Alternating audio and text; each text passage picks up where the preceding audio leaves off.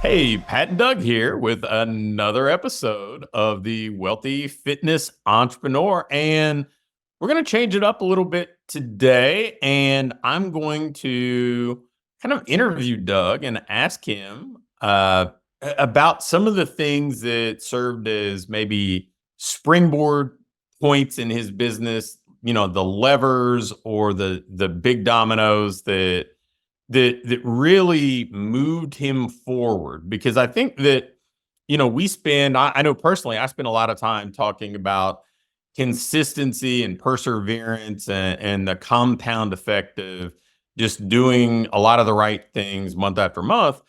But let's face it, if you do a lot of the right things month after month, sometimes opportunities come along, sometimes you notice things, or there are moments that instead of just consistently hitting singles, you hit a double, you hit a home run. So I want to ask Doug what some of those are. So let's kind of look back just during your entire time as a business owner, really. Um, what's maybe the first one or one of the early kind of levers or turning points or springboard moments you had in your business? Yeah, I mean, I would say when we first started in 2012, I was largely serving the youth athlete because I was 21 years old, and that's who I connected with. And I thought that I could build a sports performance business, and we did okay. But we quickly realized, in our town, 12,000 people, there's not that many that play sports, and frankly, not that many, that are competitive in sports. And so it was not a sustainable client avatar. And we spent a lot of time on who do I enjoy working with? What another one I want to talk about is model, but um, the really spending a time going deep, like extra thought into who I want to serve as an ideal client. I think in the beginning, it's a lot of like, I'm going to help everybody. But I think, honestly, a massive springboard was only working with the population that we worked with and getting clear in our messaging, in our offers, in our pain points that, I think gone are the days where you could say, like, I work with women over 40, or I work with, like, that's too broad, right? Like, that's not specific enough in the competitive landscape we're in. And so one of the things that we spend a ton of time on is, after about 3 years, we realized, okay, the sports performance world is, yeah, we'll still work with them if they come in, but it's not who we're going to focus on. And, started broad, but if I look back over the 12 years, every year we got more narrow and narrow and narrow with the avatar that we wanted to work with and got after and marketed towards and built our model around it, built our facility design around it. Everything was built off of that single client avatar. And I think we talk about that as an industry, but we don't go to any depth about it. Good. So yeah, I think I kind of assumed that was going to be the first one. So what's next? What was the next big kind of springboard moment for you? Um, I'd be it's key for me to mention this one, which is um a really good number two, a really good hire that can be potentially, more than just your clock in, clock out person. I was fortunate enough that, the when our first location before I bought our building was maybe 10-minute commute from the university I graduated from. And so as a 21-year-old opening a gym, uh, I was still connected with, like, the freshmen, sophomores at the university because I went to a small university. And so when they heard I was opening up a gym, like, the amount of interns that I had, like, I had an instant internship program. And I was fortunate that one of them was Josh, who forecast out 12 years later, bought the gym from me. But he he was from day one an unpaid intern, then a, poorly paid illegal employee, to a very, dedicated, loyal manager, and then, eventually had the opportunity to buy the building. So some of that is luck, but some of that is also in, like, how I treated him and the opportunities that I carved out for him. and, really thinking of that like number. It doesn't even have to be number two, but just that employee that like you can't do this by yourself. And so there's got to be that key hire that is like, this is going to be kind of my right hand. And sometimes that's a formal partnership, but for me, it was more, I'm going to kind of groom him to eventually take this over. I think that was a massive springboard for sure.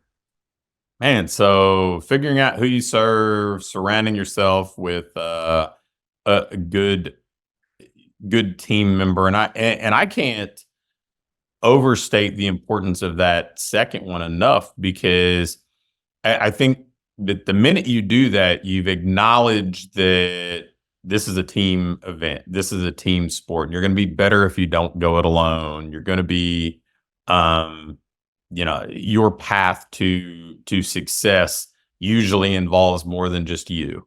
So, Yeah, and I think one more thing I thought of that I would I feel important to mention is, when you find somebody, like it's like dating, right? It's going to take you some time to find somebody, but when you do find somebody, really get to know them as far as how they are motivated. And we often feel like as an industry that we need to pay people more, and that is the only way to motivate them. But if I look back at the best team members I had, which in order to be successful in this industry, you have to have good team members. The team members that just wanted to clock in and clock out were the worst team members. It's the team members that were, I communicated the vision and they connected. And that's okay. The people that wanted to clock in and clock out were never connected with the vision, and they eventually moved on. And that they're not bad people. They're just not aligned with where we were going. For example, I went through some team members that were a part of the team early on when we were sports performance focused and more youth focused. And then we made the hard shift and they're like, this is boring. I don't want to work with these people. And that's okay. Right. But understanding, who is the ideal team member and treating them in a way that, it's often not compensation. It's understanding what they value. For example, one of my best team members I ever had, he was with me 8 years. I hired him and he said, I'll never forget this. He said, Doug, I don't care how much I make. Just don't make me work on Sundays. Because he was a man of faith. He's big Sunday guy and big family guy. And he's like, don't make me work on Sundays and I'll be happy as a clam. And that dude got paid $23 an hour and he was one of the best coaches in the world. Right. Josh was one where, yeah, of course his pay increased over time, but he was very he valued experiences more than money. But he would never, I noticed that he was very frugal with his experiences. So for example, when he got married, he actually met his wife at the gym, and she was a client, and he like awkwardly asked me, hey, this girl's been kind of hitting me up, like, do you mind if I go on a date with her? And she was a client, and back then I had no systems or policies or anything, so I was like, yeah, sure, whatever. But anyways, when they ended up getting married, he had this vision of like this grand honeymoon in France. That's where they wanted to go. But he's like, he's frugal, cheap guy. He's like, I'm not gonna go there. So I was like, hey, how about this? Instead of a raise this year, I'll pay for your, I don't know, $5,000-$10,000 honeymoon, right? And so little things like that. I mean, that's not little in the grand scheme, but like little things of understanding that giving Josh a $10,000 raise was not what made him happy that year. What made him happy was the honeymoon that he will forever remember. So things like that. And you can bring that down to a smaller scale, like not making them work on Sundays if that's what they value. Right. So yeah, key team members. yeah, I know that I took a similar approach with Matt Sizemore with a few different experiential things that I think were great. And to be honest, I think it got more buy-in from family too, right? Because now they were had a vested interest in his professional success here. So that was pretty cool. So all right, we've got choosing your avatar or evolving your avatar. We got hiring a key team member. What's next? So I think we should talk about the springboard that happened in 2015. So in 2015, I was 3 years into business, and for numbers perspective, we probably had maybe 150 clients or so. And so, decent size. I think I had 2 or 3 team members, kind of, probably in that, maybe 30 or 40 grand a month range. So good size, but, um, you know, in from 2015 to 2017, we went from there to like 300 and felt like overnight. And I think back to what happened in that springboard. And part of it was that was at the same time we were nailing down our model, right? And really defining the client avatar and switching to the avatar that we switched to. We had a couple key hires like Josh, et cetera. But I think I can't look past location does matter. Location, if you're running a brick and mortar, it does matter. And so we went from this where a lot of us start. I started in this, grungy warehouse that nobody else wanted to rent, that was behind a corner and, had no windows and was cheap rent, and it was high ceiling warehouse space, which worked really well. And we moved to, frankly, the interior was no better, but we moved to a location, same town, in a location where I didn't even realize this at the time, how impactful it was. So two variables that, looking back, I didn't think about, which was proximity of the highway. For us in Maine, like you can't, in order to get to your job, you have to go on the highway, and there's only one exit and entrance to the highway, and it's right across from where the building is. So everybody commuting to and from work was getting off the highway and staring at our location. And so visibility of that, and frankly, I think more importantly, convenience of that I could, right after work, be right there. And also the school systems, all these schools, middle school, high school, et cetera, are all on that side of town, as opposed to where we were, which was where more the businesses are, like the more commercial. But everybody lived, and all the schools were on this side of town. And so paying attention to, I think, I didn't know that at the time, for clarity. I'm not saying I knew that and I picked that location because of that, but I think if you're able to, maybe when you are expanding space, or if you're in a position where you're looking for new space, one of the lessons I learned was convenience is one of the most important things in this industry. And so if I can be in an area where, like, for context, I was it's still an industrial park, so it's not like I had Class A real estate.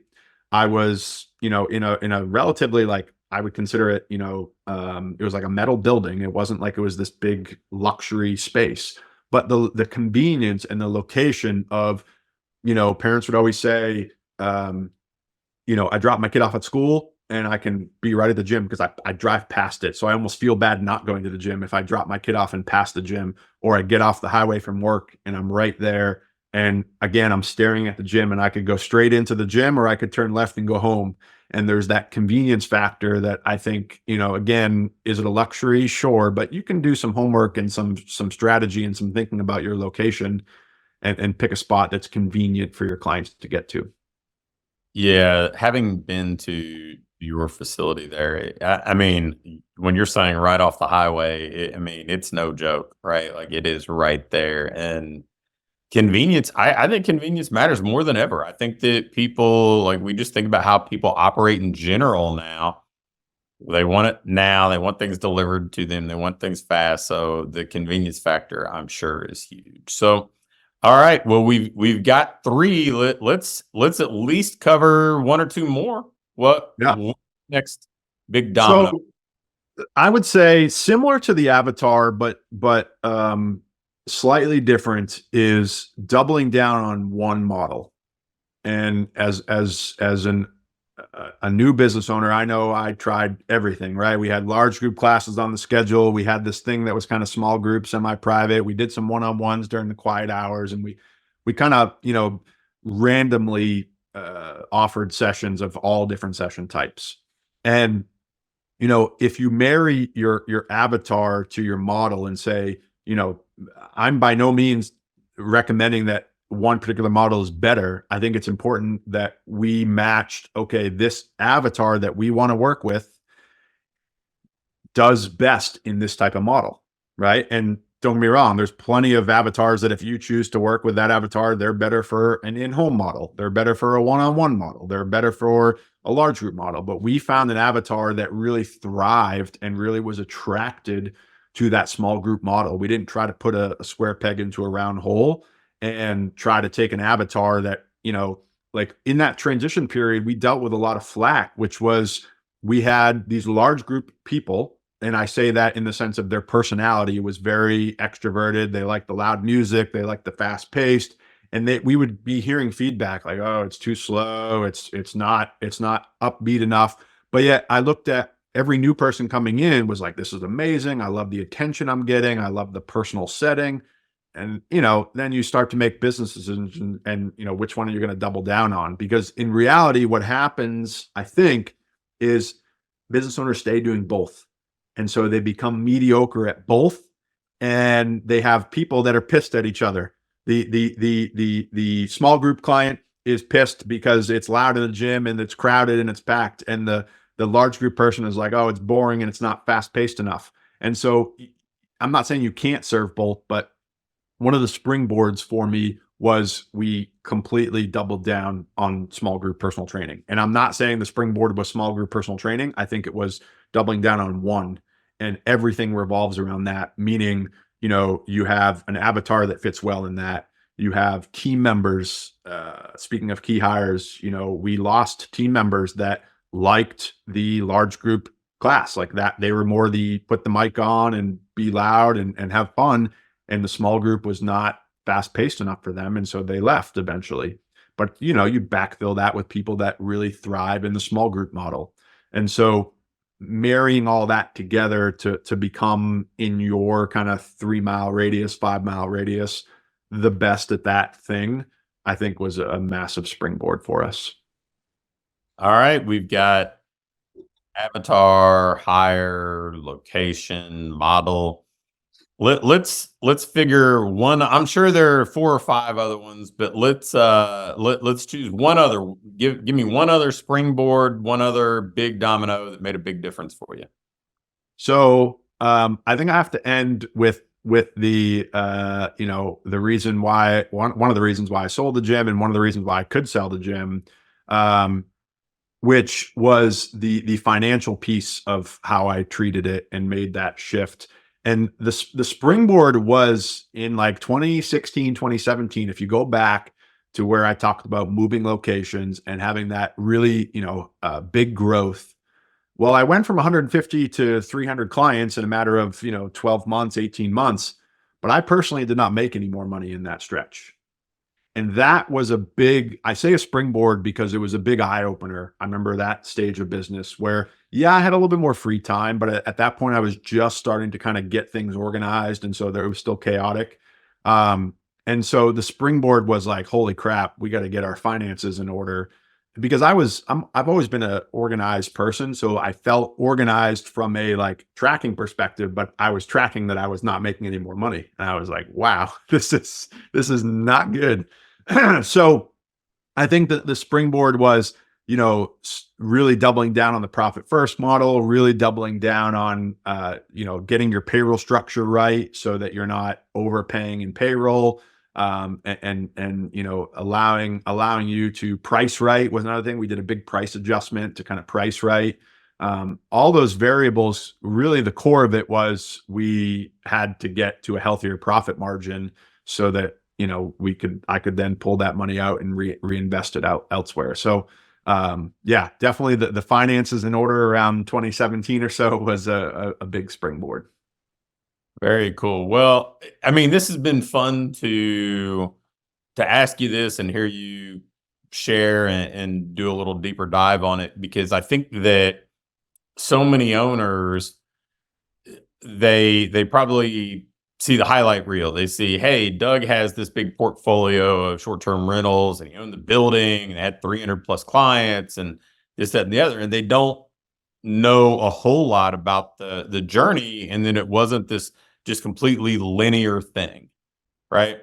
And, most aren't, right? Most journeys aren't, but the nature of the world that we kind of operate in now is you see a lot of the highlight reel, but you don't know the backstory. And I think the backstory offers a lot of insight as to, how you grew, how you improved, that, there were some some things that may not have just been, I mean, hearing somebody say, well, we doubled the number of clients we had, but I didn't make any more money. Like that's a big thing, right? Like, so, um, no, I appreciate you sharing that. I think that, I mean, it's fun for me to hear because I've got to see this from really back in that 2014-ish range and forward. And I think it's really good for the people listening in. So appreciate it. For sure. It was fun. All right. Well, guys, that's another episode of the Wealthy Fitness Entrepreneur in the books. If you have anything that you would like us to cover, anything you'd like us to do a deeper dive on, just shoot us a message, let us know, and we'll cover it. And we'll be back with another episode real soon. See ya.